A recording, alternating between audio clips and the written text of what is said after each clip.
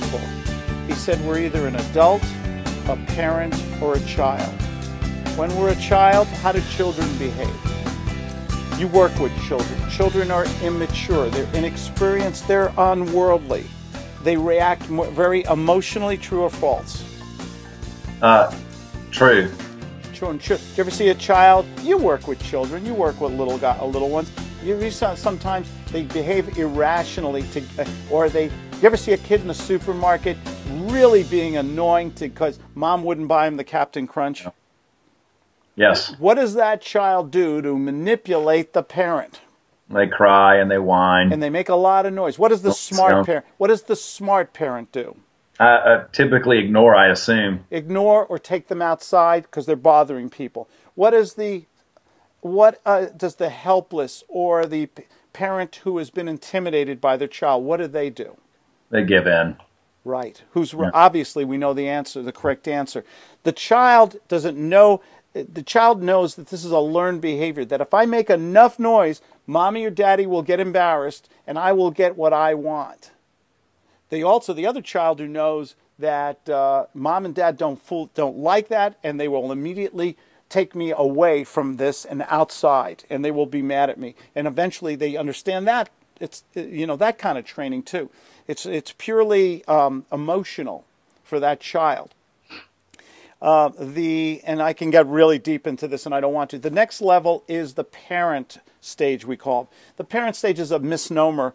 It's basically, why do we do some of the things we do based on environment, past history, past experiences, what mom or dad told us to do. But now we are adults and we still do it. Mom and dad, when we were children, your mom or dad probably said, I don't want you talking to strangers. Remember that? I'm sure mom said that when you went to play in the park or something like that, right? Yeah. Okay. And today, what do you have to do as an adult? I'm not sure. I might have lost you there. You got to talk to strangers all day long. But do you think conditioning, yeah. Do you think mom is still in your head somewhere? My mother, rest her soul, has been dead 30 years, over 30. Do you know she still yells at me every day? I do now. Let me put it to you this way. If there was an old lady in the airport, and a real old lady, and she has a heavy bag, and she needs to move it about 10, 15 feet to a chair because she's getting real tired, and she goes to you, young man, could you help an old lady move her bag? I said, can't do it, Grandma. I'm late for my flight, got to go. Maybe somebody else will help you. Based on the way you were raised, what's going to happen to you after you walk away from that old lady? Guilt, guilt, guilt. It's going to kill you. Why? Yeah. Why? Because that's not how I was brought up. That's right. You had a parent figure or somebody in your world who taught you this stuff. You may not be able to put it into words, but you understand why. Okay? So what are you going to do? You're a nice guy, of course.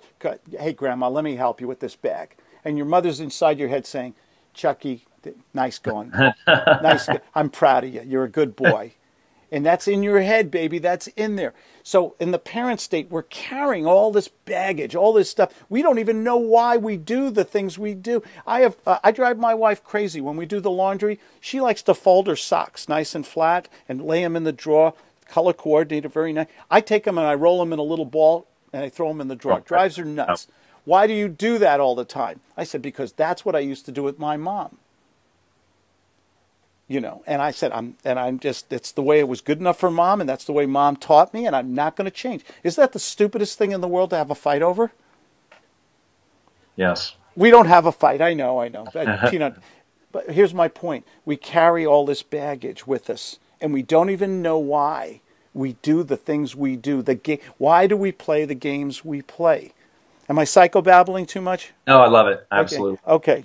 Then we have the adult stage. This is the mountaintop. This is, what did Buddha call it? The final stage of enlightenment. Okay, this is where you get to enlightenment. This is where you're an adult. You're mature. You're a man. You can think. You don't react emotionally. You react with a sense of intelligence. This is where we want to be in G.U.T.S.Sales. We want to be able to think inside. We have no emotion interfering with our intellect. The little boy that's screaming inside you saying, Chuck, don't do it. This lady's going to be mad at you. They're going to not like you. I want you to take that little boy and put him in the desk drawer or in the glove compartment and slam the door shut. You leave that child in the car and you become a mature adult, and you're thinking, and you go. Now, you may act on the outside. You're taking on that thespian role I talked about earlier. On the outside, you take on the role. You will be whatever is needed. On the inside, you are intelligent and thinking, and you're not going to take anything they say or do personally against you because you know what you're doing is right. Great salesmen are, I got to be careful here, have high self-esteem. They're not bullies.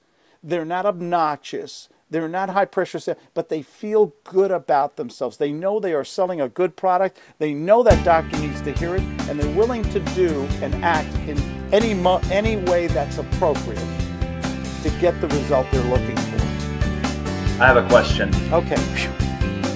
I think I verbalized that as well as I could.